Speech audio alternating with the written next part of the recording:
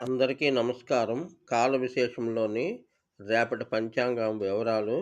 రేపు 31/5/2025 తారీఖు శనివారం. పంచమి రాత్రి 12:40 వరకు ఉంటుంది. తదుపరి షష్ఠి వస్తుంది. పుష్యమి నక్షత్రం ఉదయం రాత్రి 1:39, ఆ తదుపరి ఆశ్లేష. వర్జ్యం ఉదయం 9:41 లగైతే 11:17 వరకు ఉంటుంది.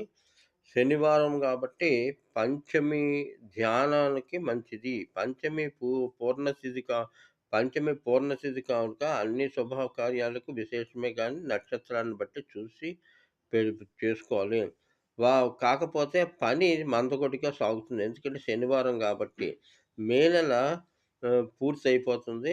లక్ష్మీ ఆరాధన ఈరోజు చాలా మంచిది. ఎందుకంటే శుక్రవారం కావున.